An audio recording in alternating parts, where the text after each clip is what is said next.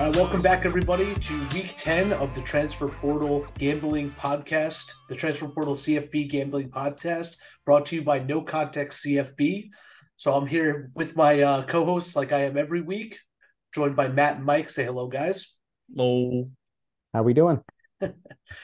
So like we do every week, we're going to go through the entire spread or the entire slate, give you all of our picks, our 5 picks that we're tracking every single week, our over, our under, our favorite, our underdog, and our lock of the week. And then we're going to send you on your way with some money-making picks, a true underdog, and a parlay or teaser that is going to be at least 3 teams. So before we get started, this episode is brought to you by Homefield Apparel. Homefield is a premium collegiate apparel brand based in Indianapolis, and they're committed to having incredibly comfortable, officially licensed apparel with vintage college designs.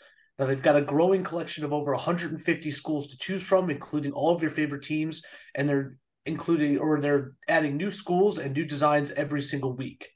So if it's your first time, if you're new to the Homefield Apparel brand, use the code PORTAL, P-O-R-T-A-L, to get 15% off your first order. That's code PORTAL, P-O-R-T-A-L, to get 15% off your first order. So the link for Homefield is in our bio of this video. Also in the bio is where you can find us on all social media platforms. So like and subscribe to this YouTube channel, and you can find us at the transferportalcfb.com and at tportalcfb on Twitter or X. Now let's jump into our Week 10 slate overview. So what's going on with the college football world in Week 10? The biggest story for the actual entire college football world, aside from what's going on with Michigan, is the rankings that have just been released for the CFB playoff. This is the first time, Week 10, the first time they released the rankings. It's not really, end all be all because a lot of teams don't have to play each other. There's a lot still to be factored into it, but people like to get big mad at this and people like to overreact to what we have. So I'm going to give both of you guys the floor, your take on what we saw for the official rankings and, maybe something you agree with, something you disagree with, something like that. So I'll start with you, Matt. What's your take on the official rankings that just got released? It sucks that one of the Pac-12s is probably going to get snubbed. One of them shouldn't be making it, and that neither of them probably are, and that kind of sucks. But it's what the Pac-12 always does. They always kind of just like devour each other to the point where no one gets in. I actually don't think USC should be on the rankings at all with 3 bad losses in a row. But yeah, that was my take. They're 20. I have no idea. Then my other thing is that number one is so confused. I don't think Ohio State should be number one. They have the best resume. I understand that they have the 2 most high profile wins in Notre Dame and Penn State, but I don't think they're the best team. I just don't believe in that Ohio State team, but I understand why they're number one. I just don't think they should be. Yeah, a lot of people got pretty triggered at Ohio State. I think I saw before they actually released the rankings, they had the old formula or something for the BCS computer, and they're like, oh, be prepared. Ohio State's probably going to be number one based on like computer rankings and whatever. I know they don't go by that anymore, but they probably go by that. Most of them just kind of look at the scores and just look at the name. So it kind of makes a little bit of sense. But yeah, no, that was a little bit surprising to me. I've personally been putting Michigan first. I know people argue that they haven't played anyone, but they've also, I think, covered almost every single week, if not every week, and they've just kind of taken care of business. It's not pretty, it's not flashy, but I've had Michigan as my number one, but not like it really matters. But Mike, what's your take for the college football rankings that just got released? Yeah, at first I was one of those people that got really mad, like you said, because it's hypocrisy like top to bottom. Like it looks when Ohio State's at number one, the first thing you see is like, oh, hey, we value quality wins. Like that's going to be the item on here. Then you go down and you're like, all right, well, Michigan has been dominant, has 0 quality wins. Washington beat Oregon, and they beat everybody else on their schedule almost pretty handily outside, save Arizona. Yet somehow they're behind Florida State, which only has the LSU win really to look at now. And that's the first game of the season. Ole Miss at 10, even Louisville at 13. They don't look great. Mizzou at 12. it looked like they were going to go through and say, "Hey, we value quality wins, number of wins, etc." And that versus more so dominance and eye test. And then halfway through it, they're like, "Ah, you know what? We're going to go with eye test dominance, how we feel about these programs, and etc." Yeah, and then they did neither with, I know Matt already said this, but they did neither with USC at 20. Like bad losses and their wins haven't looked good. I mean, literally last week they beat Cal by 1 point, 50-49. So I know they're in a shootout every week and that's kind of their brand, but it's a little odd to say the least. But no, it's an easy thing to get triggered by, easy thing to get mad at and argue, and it gives us something to talk about, something to argue because all these teams are going to end up playing each other. You can have a cannibalization, happen with like Matt said with the Washington and Oregon. It's kind of crazy that they've already played each other, so it's a little bit odd, but you're going to have Ohio State have to play Michigan, at the end of the year, so that's going to clean itself up. And then Alabama's going to have their shot at Georgia probably in the SEC championship, but they got to go through LSU first. So yeah, definitely some shakeups in the college football world. And then speaking of shakeups, other news. I think this is big news solely because of how big the memes have come out of it. But Brian Ferentz not coming back to Iowa next year. He's going to finish the season, but the race to 325 is basically over officially. I think he would have to average like mid to high 30s at this point, which doesn't sound bad for college football, but Iowa is completely inept on offense. They're probably going to hit the win total he needed, but yeah, I just don't, it would have been funny to see him try to get there, but yeah. What do you guys think of that, Matt? What do you think of this? And I mean, it would be very funny if he ended up just blowing teams out at the end of the year, but Well, their game totals might not be in the mid to high 30s for the rest of the year. They're at 31 or they're up into about at 30 now, but it was at 29.5 for a good chunk of the week. So their game totals might not get that high the rest of the year. So I understand why those mates say, "Hey, or you're just not getting there, man." yeah, I mean that's going to be God. That's definitely the award. I forget who we said last week was the game that Mike we were talking about betting, but just not watching. But that's the award this week is the Northwestern game. That is going to be a brutal football game, and I think the total's now maybe 31, but start opening at 29.5 is just honestly funny. I wanted to bet the under just to say I did, but yeah. But let's move over to some bad beats if we have any personal bad beats of the week. So, Mike, do you have any personal bad beats or good wins from your slate last week? I had a lot of good wins, but the one personal bad beat I wanted to cover, I had that under of a game that you didn't want to watch that I watched in the fourth quarter. Was Purdue Nebraska under 40. So there's 21 points total into the fourth quarter at about 10 minutes left. Then Nebraska turned the ball over. Purdue scored quick, and they went for two and didn't get it. Then Nebraska was driving midfield on a fourth and short. They bring in their Wildcat quarterback in. He fumbles it. Purdue scoops and scores it. I was started to sweat at this point in time. Then Nebraska gets it. They're stringing together a drive. They're on the Purdue side of the field. It's third down and 2 or something like that. 2 minutes to go.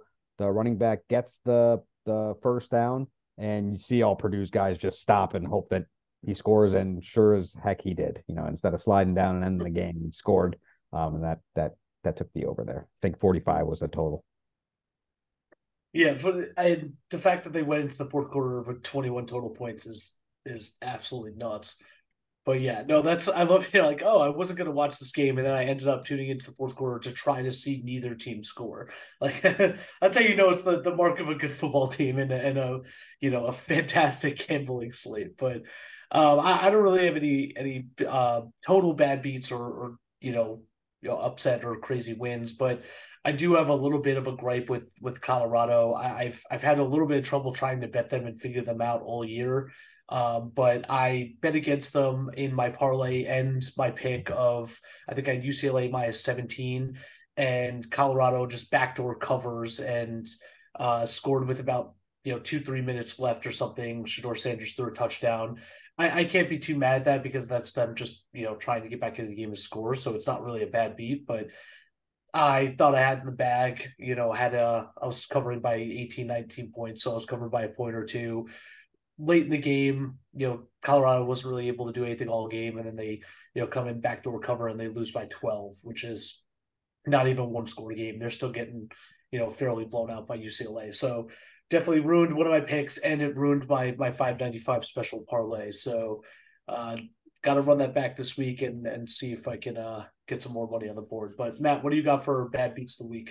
Not a bad beat, but a good win. It was almost a bad beat. So the game you didn't want to watch. I had Michigan State, Minnesota under 40, and they enter the fourth quarter with 16 points total. Then 4 of the next 5 drives go touchdown, touchdown, touchdown, fumble, field goal, and then Michigan State gets the ball back with 3 minutes left. They drive down to the 20. They have it at the 20 with about a minute 30 left, and then they throw a pick. So they probably kick a field goal there. They're down 15, so get it within 2 touchdowns. But maybe they go for it on 4th down. Maybe it didn't matter, and they would have been stopped anyway. But that definitely scared me a little bit. A game I thought was dead and gone at 16 points. All of a sudden became a sweat.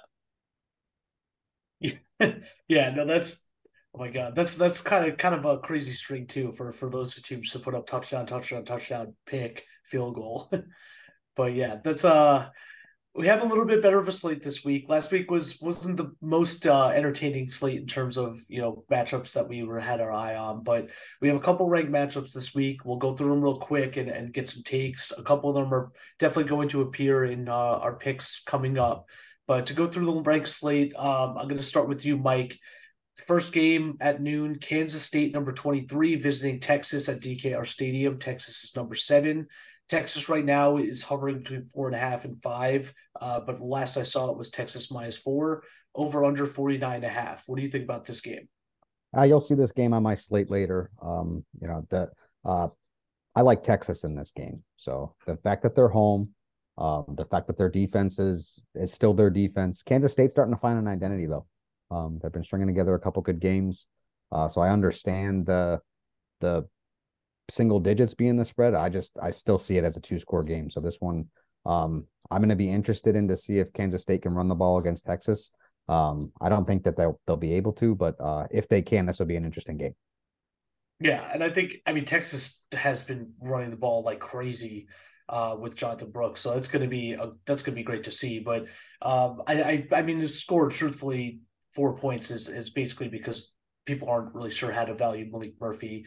He looked okay. He didn't look fantastic last week, but they were able to dominate the line. So if they could dominate the line, they could run up the score literally just by running the ball. But moving over to another game. This is a 3:30 slate though on the East Coast, but number 9 Oklahoma at number 22 Oklahoma State. So the Bedlam game, one of the most exciting rivalries in college football, and it's about to be taken away from us. So the fact that this is not a night game is a little infuriating, but Oklahoma's -6, over under 60.5. Matt, what do you got about what's your take on Oklahoma and Oklahoma State? Asked me 2 weeks ago, I say Oklahoma wins this game handedly, but then they lost to Kansas with Jason Bean at quarterback, handedly. So Oklahoma is definitely going to be coming into this one reeling. I still think they should win. They're just talent across the board is better than what Oklahoma State has. Oklahoma State's lost a lot in the last couple of years to the draft and the transporter. They lost a good linebacker last year too. But they've lost a lot over the last couple of years, so they've done well to be still ranked at this point of the year. But I just think Oklahoma out talents them top to bottom. Yeah, I mean, I would agree. I still do think Oklahoma should take care of business here, but I mean, I picked Oklahoma State to win. I think over 6.5 games at the beginning of the year. As the year started, they looked really, really awful. They had absolutely no identity and they couldn't do anything. And now they're ranked number 22, and this is actually a 1-score spread against Oklahoma, who before their loss to Kansas, people probably had them in the top 4. So it was a little bit crazy of a roller coaster ride for Oklahoma State, but I mean that's just kind of what Oklahoma State tends to do, and they just tend to rattle off wins when October rolls around. But next ranked game, number 12 Missouri visiting Georgia, number 2 in the college football playoff ranking that just came out. Georgia's -15.5, over unders 54.5. Mike, what do you think about these two teams going at it? like a lot of games, I thought this would have been a lot more interesting had it been at Missouri. Um, I think Georgia's gonna. They've shown that they don't necessarily need Bowers to score points. They had one close game. I think it was against Auburn. But outside of that, they've been blowing the door pretty much off of everybody. Uh, I I see more of the same in this one, but Missouri's a good team. They got a good defense, even though it didn't really show out against LSU. Um, I think they can keep this close for a majority. But 15.5 seems right. I just wish it was at Missouri. Yeah, no, I wish it was at Missouri. I tend to lean Missouri on here just because I think their offense is too good to be blown out by over 2 scores. But I mean, what's his name? Brady Cook at quarterback in Missouri. I think he's fantastic. Missouri's offense is great. I mean, I just want to see how he performs against Georgia's defense because I know Georgia's defense is not who they were, last year, the year before, but they're still Georgia's defense. So I think the spread is probably accurate because I'm questioning myself, but I could definitely see Missouri being able to put some points up. And if they get ahead early, then, they might be able to hold on and cover, relatively easily and make this a, 10-point game or something. But let's move over to the West Coast. One of the bigger, marquee games on the schedule. We talked about both of these teams already in our, talk about the college football playoff rankings that came out. But number 5, Washington at number 20, USC. So USC still ranked. They've slid a little bit, lost 3 in a row, but they're still USC. They still have the reigning Heisman Trophy winner. They still got the title and the name, but Washington trying to go out there and pull out a solid win. They're only favored by 3 points, and the over under 76.5. Massive over under. But Matt, what do you got for this game? I think if you're looking at what USC's done the last few weeks, there's no reason this spread should be at -3.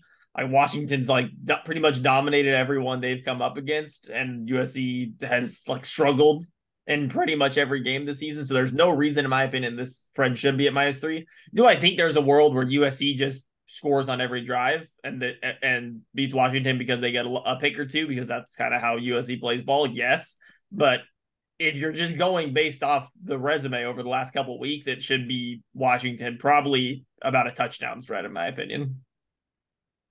Yeah, I honestly couldn't believe it. This is one of those games that I see this. It almost feels like a trap line. I don't really understand the -3. I mean, USC tends to play everybody close, but it tends to be them playing teams worse than them close and playing down to their opponents. I don't think their defense is good at all. And Washington has, Michael Penix Jr. is definitely still in the Heisman conversation. Absolutely. And I mean, even though he hasn't had the best last 2 weeks, but he's still got great receivers on the outside. I think they play, pretty frisky defense. They were able to kind of slow down Bo Nix a little bit. And, that game was pretty close and they ended up, pulling out anyway. But I just don't really see a comparable for USC. Their defense is so abysmal that I honestly could see Washington putting up 45 or 50 points. And I don't know if USC is able to really keep up with that. I know they can, but maybe not against this defense. But yeah, let's move on. Final ranked game. Probably, arguably the biggest game, even though it's not the, top ranked teams of the weekend, but LSU number 14 visiting Alabama, going to Tuscaloosa. Alabama's number 8. Alabama is favored by 3 and the over under 60.5. Mike, what do you think about LSU visiting Bama? Huge game. Yeah, this is the biggest one that I've wanted to watch. So like when I look at the slate, on October 1st, this game didn't necessarily look like it was going to be that great a one, but LSU has definitely brought together some nice wins and a lot of points. As you see, the line 60.5 for the over under is that's quite a big total against an Alabama defense. The fact that it's in Tuscaloosa is very, very interesting. This is going to be who comes out of this is going to be in the driver's seat for the SEC West, and it's also very similar to the Michael Penix conversation, a Heisman type of moment for Jaden Daniels. So it could be something of note in Alabama this weekend. I'm excited for it. Yeah, no, I think the latest Heisman forecasting or rankings coming out had Jaden Daniels at number 1. Like he was the odds on favorite after the last 2-3 weeks. I can't tell if that's because, other people are sliding or he's just like exploding the offense with points. And some of it's like him and Ole Miss, like Ole Miss and LSU putting up like what was like 90 something total points combined or whatever. But it kind of nuts that he's, taking the reins of that, and a 2-loss team is now, ranked 14 in the country, and he's about to go into Alabama and it's a field goal spread. So I think this is kind of is Jaden Daniels legit, in the Heisman type of way, and not just, able to, put up some points and, run an explosive offense. But this is kind of, I think the entire game is kind of on his back because Nick Saban and Alabama are kind of on a warpath since they lost at home against Texas, and they've looked fantastic. And Jalen Milrose looked great too. So it's kind of, to me, all kind of on LSU and Jaden Daniels. 104 points. It was 104. Holy crap! 104 points. I mean, that game was insane. I think that was yeah. I forget what the total was, but I remember like watching that and I was like, oh, this blew by, in the third quarter. And then LSU also, I do have to. I mean, I gave Brian Kelly credit, but they got the over against Army by themselves, so I know they can put up. I know they can put up points, but yeah. But all right, so let's get into some of our review cleanup from last week before we get into our picks for this week. Last week, a little bit brutal for me. I was 1-4. I did win my lock, so my locks are slowly starting to creep back towards 500. But 2-6-1 on my locks for the year. But 1-4 did not hit my parlay. Did not hit my my upset pick. So pretty red on the left side of the board that we put out. But Matt 4-1 winning your lock, and Mike 3-2 also winning your lock. So all locks across the board. And our standings a little bit closer this week. Mike in first, you're actually above 500 now, 24-20 record, 6-3 in locks. Matt second place, an even 500 record, 22-22-1. Pretty hard to do, but 8-1 in your locks. And then I'm the only one who's below 500 right now, with 19-25-1. So in third place, 2-6-1 of my locks, but 2-0 in my last two. So, but we'll put out our picks. We're still getting our gambling math together, so hopefully we get that out this week before the games. But we're tracking our picks like we do every single week. We got our 5 picks, and then of course our upset and our parlays. So let's get into those. And we're going to dive right in with our over for the week. So, Matt, I'm going to turn to you. Who is your favorite over for this week? We talked about it a little bit earlier. It's Missouri at Georgia over 54.5. This is a weird total because, like, if you think about this game, it's SEC game, Georgia defense. This is going to be low scoring. But if Georgia can score points the way they did last week without Brock Bowers, and it's not like Missouri is some juggernaut defense, I think this total should go over pretty easily because Missouri's offense is good enough that they can score on Georgia. This is still a Georgia defense, but it's not the Georgia defense over the last 3 years where they're going to shut everyone out. Like they allowed 20 to Florida last week with, I can't think of Florida's quarterback. Yeah, Graham Mertz. Graham Mertz at quarterback. He's pretty forgettable though. And 20 to Vanderbilt the week before. So like it's not like they're shutting teams out. They allow points, and Brady Cook's a far better quarterback than either of those two teams. So they should be able to get into the 20s or 30s. And if they can do that, Georgia wants to beat them comfortably, this should be into the high 50s. Yeah, I like that. If the spread's 15.5 and Missouri can put up, 20 points, which, like we said, I don't think there's any reason they shouldn't be able to do that, then this should cover fairly easily. But yeah, no, Georgia surprisingly can, what do you know? They could turn on and be really good when they have 5 stars across the board. But yeah, so my over for the week is Bedlam. I looked at this. I looked at a bunch of overs that I liked. This is the last Bedlam, in the Big 12, the rivalry. I cannot believe that this isn't going to be, happening every single year. I'm a little bit upset it's not under, a night sky at 7:30. But Oklahoma at Oklahoma State, the total is 60.5. The spread is 6, so I think it's going to be a close game. And it's normally chaos. When Bedlam happens, when Oklahoma visits Oklahoma State, it's normally chaos. Something's going to happen. There's going to be a wild play, a pick six or a punt return or something. Oklahoma State, pretty frisky team. They've kind of found their groove a little bit. I think Oklahoma, they're definitely like Matt said, reeling a little bit from a loss, but they definitely can put up points, and they haven't struggled to put up points all year. Brent Venables, his defense is not, what we think of when we think of, the Clemson old Brent Venables days. So I think Bedlam's just going to be a chaotic game that can potentially be, a 35-30 type game, and maybe even go to overtime or something, because it's just, I feel like this is just written in the stars that the last Bedlam's got to be a little bit chaotic. So I got to take the over. It's one of the cardinal rules of college football gambling is the under in the Army Navy game and the over in the Bedlam game. So I got to be the one to take it. Mike, what do you got for your over for the week? I got LSU at Bama over 60.5.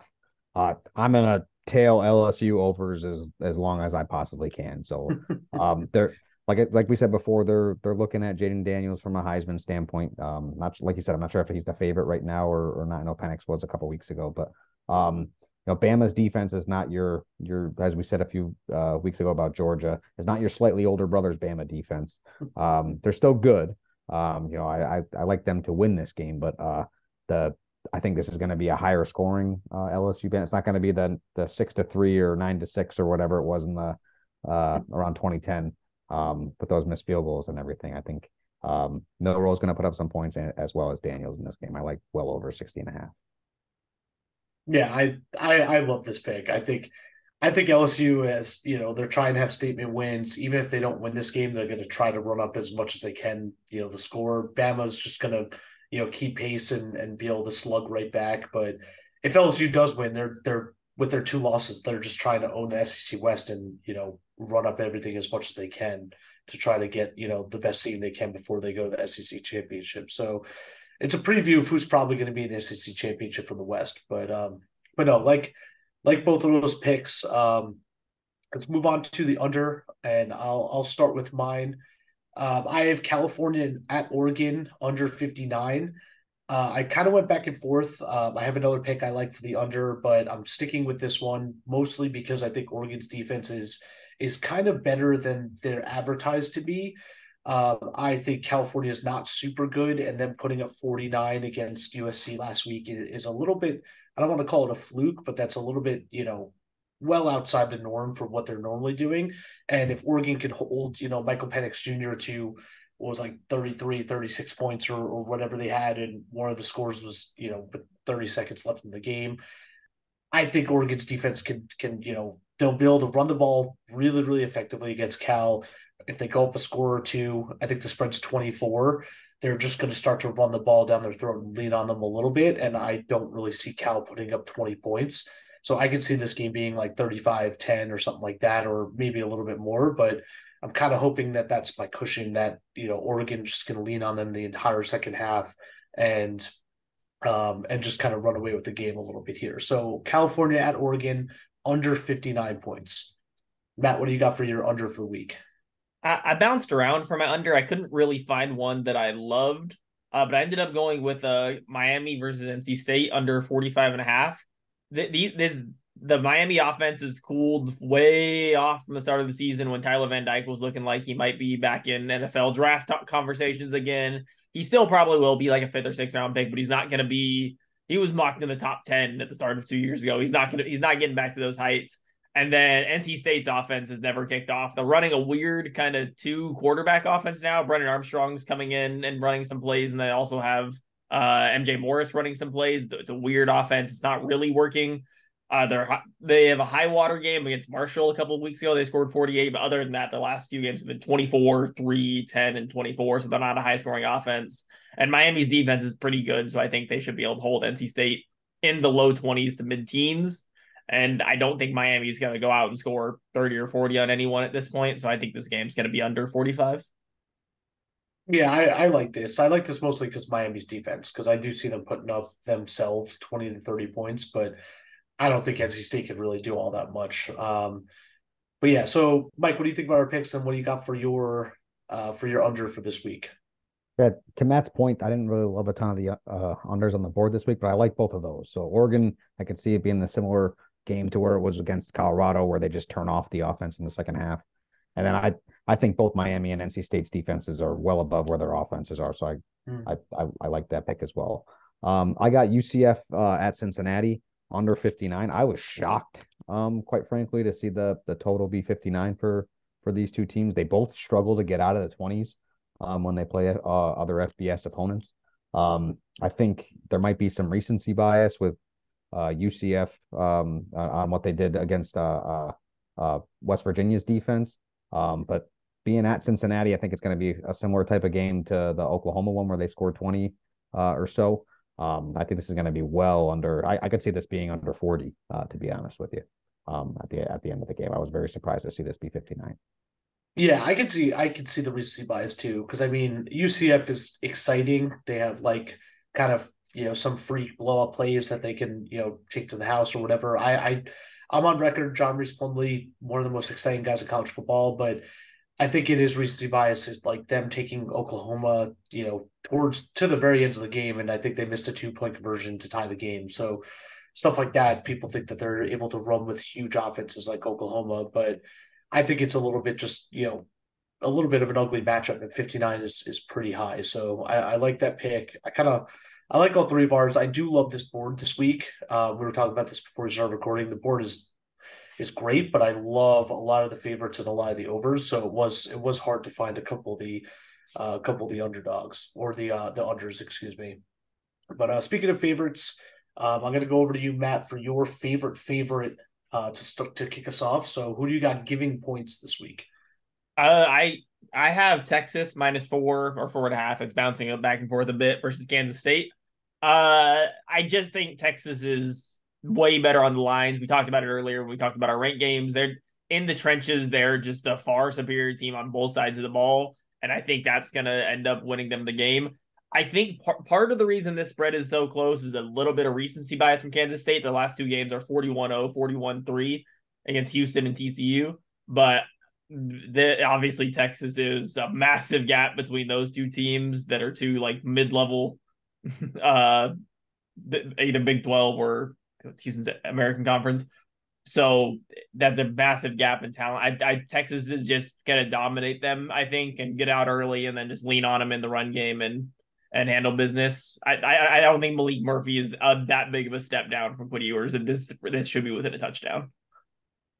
Yeah, I mean I love this pick. We kind of talked about this as we're introducing the game. I'm super confident in Texas. I'm glad both of you guys picked this, but it is a little scary because I know this does feel like a Texas like trap game where they have like some weird stuff happens and they're not able to take care of business, but this does feel a little bit different. But Will Howard started to figure it out a little bit for Kansas State, but like you said, I don't think Malik Murphy is that much of a step down. I think he's had a couple of weeks now to get his feet wet in the offense.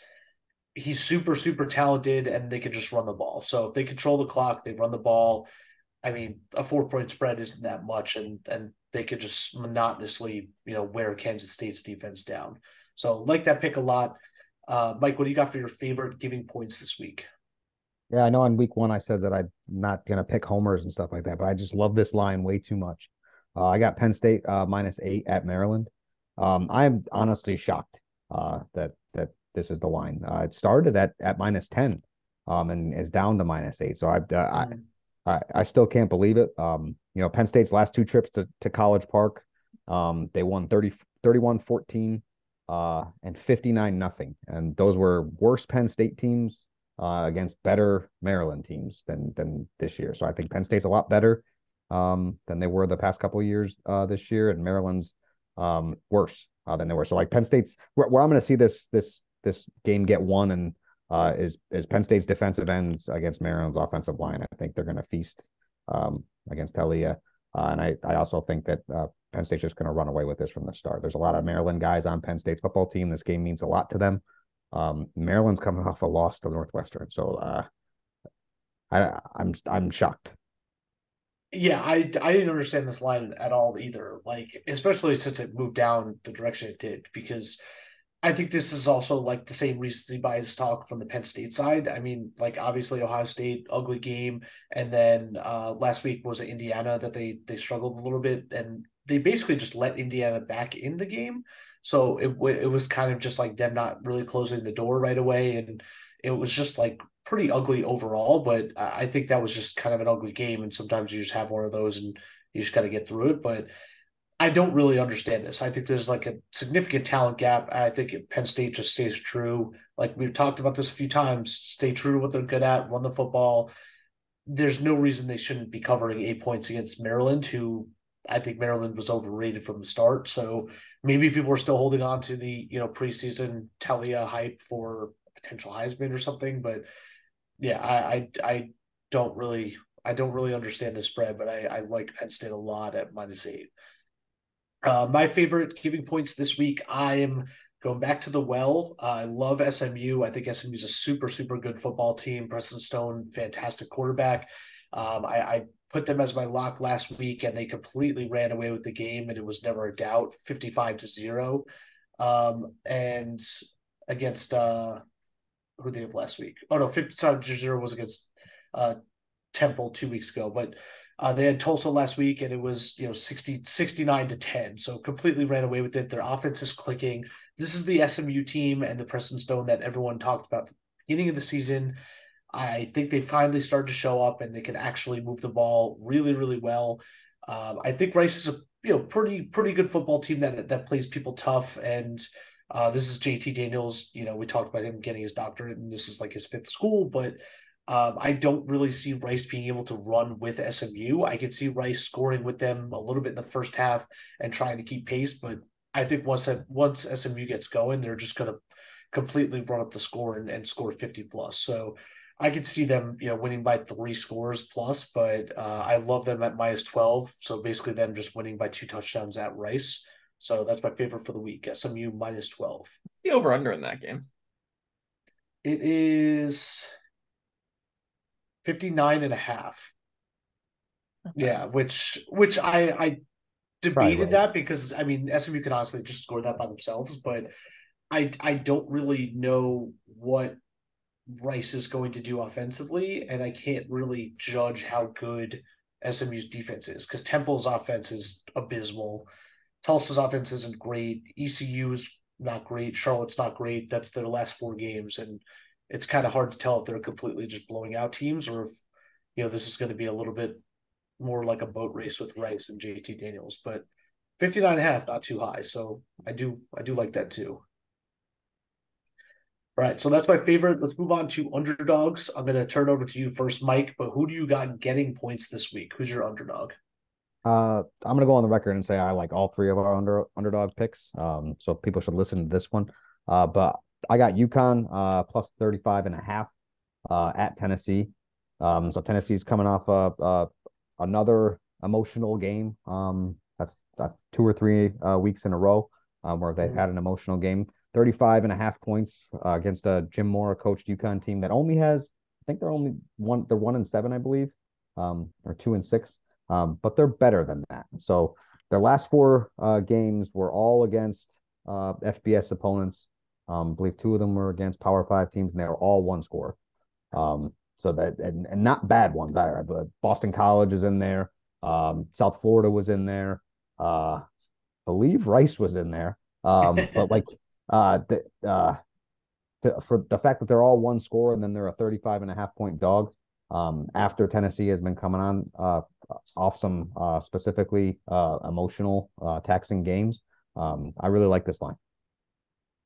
Yeah, I like this line a lot. I just don't think Tennessee is 35-point favorites really to just about anyone. I still am not a huge believer in Joe Milton. I mean he's good. I think Tennessee's good, but them winning by 5, like was it 5 touchdowns is insane. So I just like it solely because I don't think Tennessee's gonna stop them to 0, and I don't think they're gonna win by 5 touchdowns. So 35.5, a lot of points to give to an FBS school. Matt, what do you got for your underdog getting points this week? Yeah, 35 is just too many points in my opinion. Mine is also one that it's just too many points. It's Pittsburgh plus 21.5 versus Florida State. So at home for Pittsburgh. Over the last few weeks, Florida State's been able to blow a few people out. But if you looked at the beginning of the season, Florida State was mostly playing people within 1 or 2 touchdowns. They weren't really blowing people out. And even in the last few games. They stayed within this against Duke without Riley Leonard. Really, he was there, but it wasn't the Riley Leonard we saw. Stayed went to OT with a not great Clemson team. Last few weeks, Pittsburgh have been weird for Pittsburgh because Phil Jerkovich didn't get hurt, but and they say it's not a reflection on his performance, but he's now playing tight end for them, which is an interesting state of affairs. But so their quarterback play hasn't been great, but I think he's a young kid. He's kind of learning as he goes on. He should be getting better. He should be getting closer to being able to like run a competent offense. Through 4 picks last week against Notre Dame, which is a pretty good defense. So that's my one worry is just their offense plays them out of this game. But I don't think Pittsburgh's defense is terrible, and I don't think Florida State is a complete horse to be trouncing people by 3 touchdowns in like an ACC game. Yeah, in an ACC game, I also think Pittsburgh's a little bit scrappier. They got blown out last week by someone who Notre Dame. Notre Dame. Oh, okay, that's what it was. Yeah, because Notre Dame beat them like 55-6 or something ridiculous. But I actually think Notre Dame's offense is better than Florida State's. I think Jordan Travis is a little bit more inconsistent, so he could potentially make a mistake and just bring Pittsburgh right back into it. But I definitely think Florida State wins. I think it's a comfortable win, but over 3 touchdowns is a lot of points to be giving, especially at Pittsburgh. So I love both of those. Mike Ray said, pay attention to this segment because, I normally at least give out, I guess, 1 win a week, but you guys tend to give a few. But I love my underdog getting points. I have Army plus 18.5 at Air Force. I was kind of shocked to see this line. I know Air Force is a good team. I think Air Force is a top 20 team. The college football playoff ranking has them at 25. So I do think they're a pretty good team, but if you told me the spread 3 weeks ago, people were in love with Army 3 weeks ago, and Army was the darling of everyone. And if you're giving me over 2 scores for a service academy game, it's going to be a lot of running the football. I don't really think Air Force's offense is that insane that they're going to be blowing out Army. Army got blown out by LSU, like we talked about, but LSU's offense is a completely different animal than Air Force is. So I think this is going to be a lot of clock burning. And if Army's, putting up a touchdown or 2, which I totally think they can, I can't imagine this game, being a complete blowout. I think the over under this game is 31.5. So that's essentially telling me that Army's putting up 1 score and Air Force is still going to beat them by 3 touchdowns. That's way too many points. Yeah, if you go based off like the spread and the over under, that means Vegas is expecting this to be like a 25-6 game. Like, yeah, I don't understand at all. I think Army, they had a really bad skid the last couple, but I mean, look who they played. They played Troy, who they scored none against, but Troy has a fantastic defense. LSU, definitely a better defense than Air Force, but LSU also has an insane offense, and they just were never really off of the field. And then UMass was a pretty bad loss, but that's also within 1 score. So I think Army is just, if they're going to get up and they're going to try and turn around, it's going to be against another service academy. And I just can't. I rode, was it Navy against Air Force 2 weeks ago? And that was, I think Navy's a worse football team than Army is. And Navy kept it within, I think they lost by 11. And the game was really, really close and a super low scoring game immediately. So I think Army's a better football team. It should be, a closer game than 2 touchdowns against Air Force. So underdog Army plus 18.5 at Air Force. So those are our over under favorite and underdog. It's time for the lock of the week. I did a lot of talking, but I'll just do mine real quick. I love Notre Dame -3 at Clemson. I saw this line. I didn't really understand this line. I don't think Clemson's that good of a football team. I think they got up against a Florida State team and took them to overtime, but I think that was a little bit Florida State playing down to them rather than them really, really playing well. But I think Notre Dame has turned it around. Their offense is clicking, like we just talked about. I mean, they blew out Army. What is it like? Oh, they blew out Pitt 58-7. So I think Notre Dame could just put up points, and I don't really think Clemson's offense is able to put up that many points, and I don't think their defense is your slightly older brother to Clemson's defense. So lock of the week, Notre Dame -3 at Clemson. Mike, what do you think about that, and what do you got for your lock of the week? I like that. The only concern I have is the the home Death Valley effect, as well as Dabo getting into it with some reporters this week. But I don't understand the line. Very similarly, I don't understand this line. Texas -4 at home against Kansas State. To me, this is a two-score game all the way. Texas is gonna push them on the line on both sides of the ball. I understand backup quarterback, but that dude can run. So I don't have any sort of concerns about this line. Yeah, talked about it a lot, but I mean, I love Texas also. I think definitely think this is a double digit, favorite for Texas. But Matt, what do you think about both of our locks, and what do you got for the lock of the week? Yeah, I like those. I picked the Texas one of my favorites, and I agree that line just doesn't really make sense for Clemson. I have Alabama -3 against LSU. I think this is kind of Alabama's. They have to win this if they want any shot of getting into the CFP conversation. They have to win this and then probably beat Georgia in the SEC championship game as well. So I think they have to win this game, and if they do, I don't think it's going to be by 3 points. It's probably going to be by a touchdown. I think if there's any defenses that can force a mistake out of Jaden Daniels, which before this year he'd been extremely an erratic quarterback. He's up and down. He isn't very consistent with his plays. If there's any defense that can force him to do that, it's Bama, it's Saban. So I think that they'll be able to force him into a mistake or two, and then their offense can just lean on him the rest of the way. Yeah, and I think both of these teams are coming off a bye week, right? Is that right? Yes. Yeah, Bama's last game was Tennessee, I think.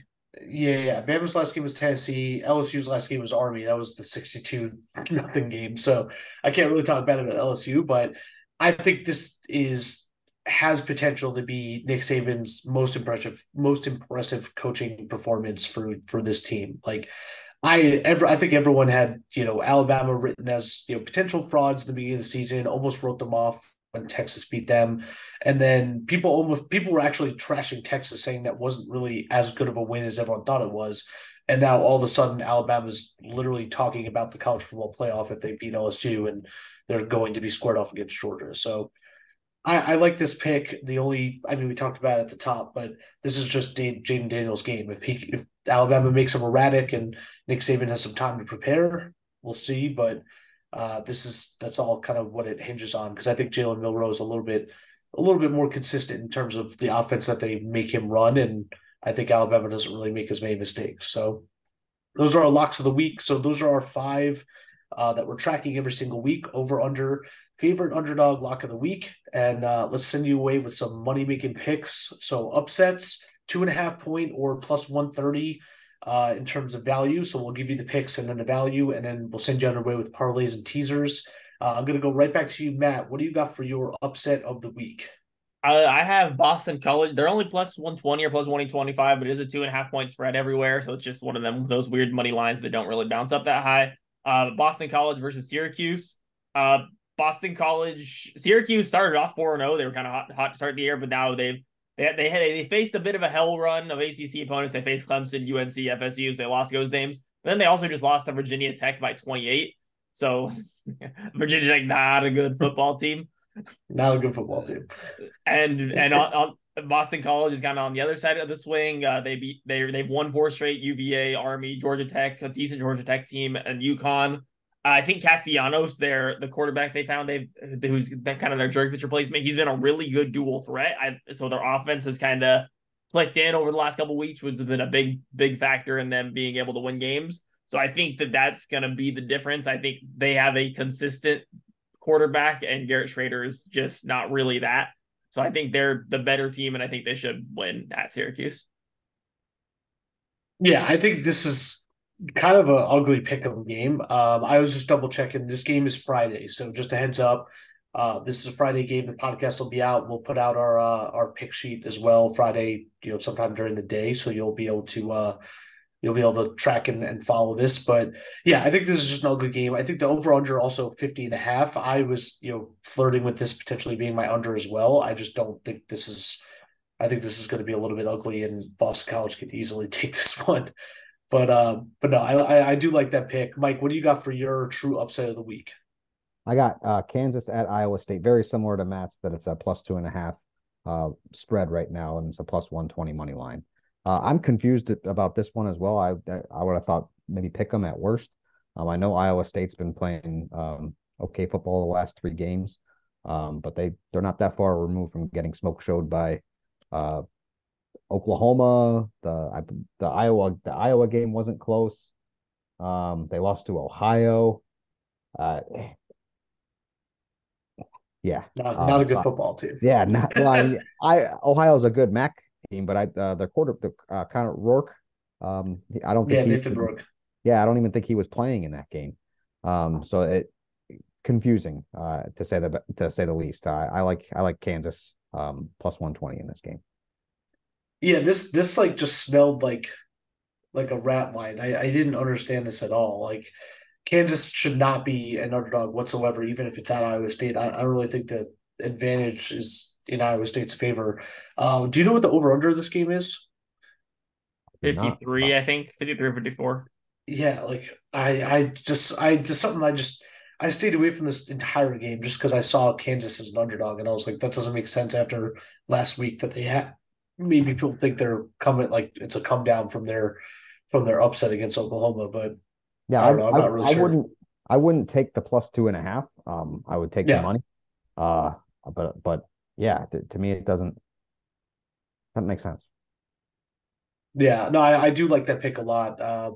And they're 1-0 in their last one for upset, so gotta go with it. But I'm going with my true upset. I'm going with Middle Tennessee plus 140 at New Mexico State. This is a bit of an odd game for me just because I do think Middle Tennessee's a fairly good bad football team, if that makes sense. I think they're 2-7 or 2-6 on the year, and they're a pretty good 2-6 team. Their last couple opponents, I mean, they beat Louisiana Tech, who's a pretty decent Group of Five team. They lost to Liberty by one touchdown, and Jacksonville State and by 15, and then they had a clunker against Colorado State. So they're a little bit up and down for me, but I think they have a good rushing attack. They're able to move the ball a little bit with Nick Fallato is at quarterback. So I think New Mexico State's pretty good. I forget Dylan Pavia is Dylan Pavia a little bit more of a polarizing quarterback. I think he had like his the incident where he like peed on the field or something like a week or two ago. So definitely moves the needle a little bit, and he's a little bit more of a firecracker quarterback. And they're able to put up some points, but I think it's a little bit of an overvalue of New Mexico State based on their last couple of games. I think they won 4 of their last 5, and a little bit undervaluing Middle Tennessee solely because of their record and not necessarily how they play teams. So I do think the line is where it should be. I think it's at 3.5. It's at 3, but plus 140. I think if this game is that close, I could see Middle Tennessee just winning outright. So it's worth the value for me just to play it at plus 140. But yeah, Middle Tennessee at New Mexico State plus 140 for true upset. Let's move on to our parlay teasers. So this could be our last segment, and it's at least 3 teams with a parlay or teaser, and then we'll give you the total value at the end. So I'll move over to you, Matt, first. What's your parlay or teaser of the week, and what's the value?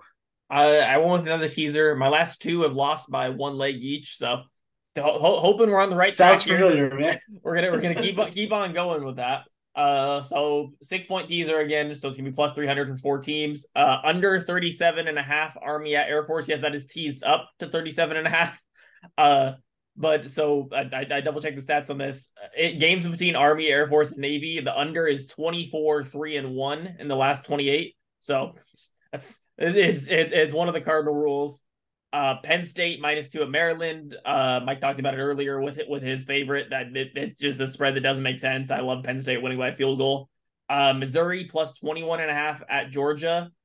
So my teaser from earlier, or my over. So this is keeping Missouri keeping it within 3 touchdowns with their offense. I think they should be able to do. I don't think they're a bad enough team that they lose by 3 touchdowns. And then JMU basically money line at Georgia State. The spread's -6. That's teased down to just to pick them. So James Madison beating Georgia State. That's plus 300. Plus 300 for all those. I mean, I like all those picks.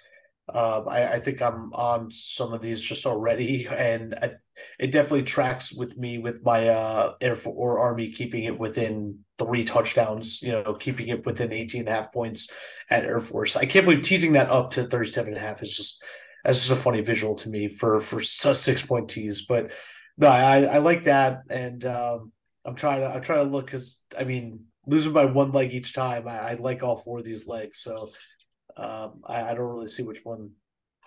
I don't really see which one's the weak link there. But Mike, what do you think about that? And what do you got for your parlay or teaser of the week? I like all those. Yeah, especially the 6 point buy for 37 and a half points is funny. Um, I went with a simple parlay teaser this week, all money lines, all of teams that are less than a score favorites, but I think they're all going to win. So Texas, which we've already talked ad nauseum, UCF. I know I talked about the under in this game and that both UCF and Cincinnati struggle to score points, but I think the second half of that West Virginia game last week, I think John Reese Plumlee's starting to figure it out and get some of his moxie back. So I like them in that game, and then Washington. We talked the in the beginning with the ranked matchups. The line was -3, but I think they're going to win that football game against USC, regardless of the line. So I like those three money lines together. That'll get you a plus 285, so almost 3 times your money back. Yeah, plus 285 in all three of them. I know they're like small spreads, but we already talked about Texas at nauseum. UCF, I think each of us like them in their own way. And I mean, Mike, you have the under, so I think that's just making sure that UCF just can run the ball a little bit. And then I think Washington takes care of business. 3 point spread we already talked about against USC, but I don't know. That's another one I don't really understand, but I love that. And then my parlay teaser of the week, I'm changing it slightly on the fly because I got a little bit spooked thinking about one of the lines here, but I'm running back my 595 special. It missed last week by one leg. I talked about the backdoor cover by Colorado over UCLA, or not over UCLA, but they got within 12 when it was a 17 point spread against UCLA. So running it back, I love all three of these picks. The first one is my lock of the week. So Notre Dame -3 at Clemson. Already talked about that. Love that pick. I don't really understand why that's a field goal line. The second one is Texas -4 home against Kansas State.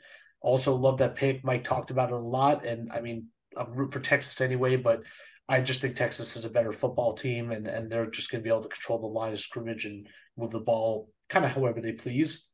And then I'm subbing out. I was originally going to go with Ole Miss. I'm not going with Ole Miss -3. I think that's a little bit scarier line. I love my SMU pick that I talked about before for my favorite. So my third leg of the 595 special is SMU -12 at Rice. Already talked about this game. I think SMU's offense is fully clicking, and they're just going to run up the score. I don't really think they're going to slow down, and this game could. I think it's going to go over the 59.5, but this game could honestly go into the 70s if Rice is able to keep pace at least a little bit. But love all three of these picks, all three of them together. They're true spreads. Parlay these together for 595, the 595 special, and one of these got to hit. So I think I'm feeling pretty good about these lines and this parlay, and those are all of our parlays and teasers. A couple of extra picks to throw out. Like I said, love the board this week, so I'll throw out a couple and then I'll turn to you guys for a couple of the picks that you guys like additionally. I do like Ohio State -19 at Rutgers. It was exactly 14 points against Wisconsin last week. I was at the game, great game, but Ohio State's defense is great, and I think they're able to take care of Rutgers and Piscataway this week, and I think they're just going to go up 3 touchdowns right away and just kind of lean on them. We already talked about Penn State -8.5 or -8 against Maryland, and Missouri at Georgia. Love all those picks. And then the only one we didn't talk about that I also love, I was flirting with having this as my under, but Navy at Temple under 44.5. Both of these are just not good football teams. Temple's just an ugly team. They're horrible on defense, but Navy is pretty inept on offense, and they're just going to run the ball the entire time. So I think this is like the movable object meets the stoppable force, and this is just going to be the potential of having like a 14-10 or 14-13 game or something like that. So I liked both of my unders, but I had to pick one, so I picked the Oregon California under 59, but I also love Navy at Temple under 44.5. But Matt, what do you got for any additional picks of this week? We talked about most of them. Washington -3 at USC. I think they're a better team. I took it in my teaser, but I didn't talk about it officially. Army at Air Force under 31.5. Still at that number, I think it's good. 24 in one of the last 28. Like, it's hard to beat. And then I just added SMU at Rice over 59.5. I think Rice's offense has kind of clicked over the last few weeks. I had them in my over a few weeks ago and they hit that. So I think they should be able to push that into the 60s. So I like that at 59.5.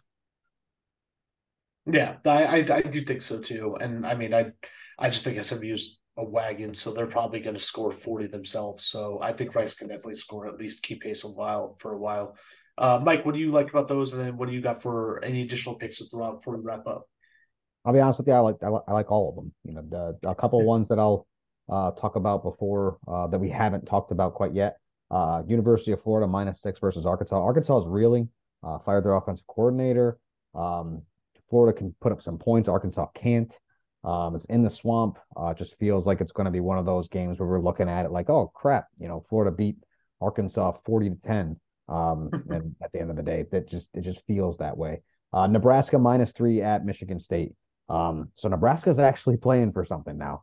I believe they're first place they control their own destiny in the Big Ten West, which that's astonishing. Yeah, you can say what you want about the Big Ten West, and I'm sure everybody has a lot of things to say about it. But the fact that Matt Rule was ahead of schedule after the start that they had, I feel really good about Nebraska -3 at Michigan State, who's knee deep into a coaching search halfway through the season.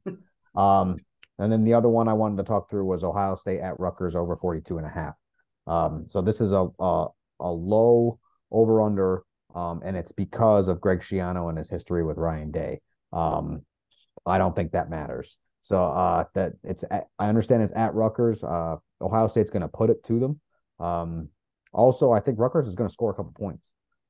They've thrown out some trick plays in their last 3 or 4 games with pitch passes. They've had some special teams touchdowns, block punt for a touchdown last week. I see some sort of scoring that's going to happen, not on the offensive side for Rutgers. But I also think that Ohio State's offense is not going to be stopped in this game. Yeah, I like those though. Honestly, the thing that scared me was I think Ohio State's defense is pretty good. So I could honestly see that game. If you think Rutgers put up points, that's a pretty solid bet. I could see Rutgers getting blanked or putting up 3 or maybe 7. So, and it all depends on Ohio State's offense. If they're clicking, if they're really, throwing the ball around the yard, that's 42.5 is going to look like child's play, and they're going to be able to put up 40 themselves. So, but no, like all those picks. Follow us. Tail us, fade us, whatever you want to do. The podcast after it comes out, we're going to be putting out the sheet with all of our picks. So you'll see our entire slate come out either Friday or first thing Saturday morning. But we're tracking all of our picks. Like we said, the over-under, favorites, underdogs, and lock of the week, and then a couple of money-making picks with our upset and parlay teaser. But until next week, this has been the Transfer Portal Gambling Podcast brought to you by No Context CFB. Thanks for joining us. We'll see you next time.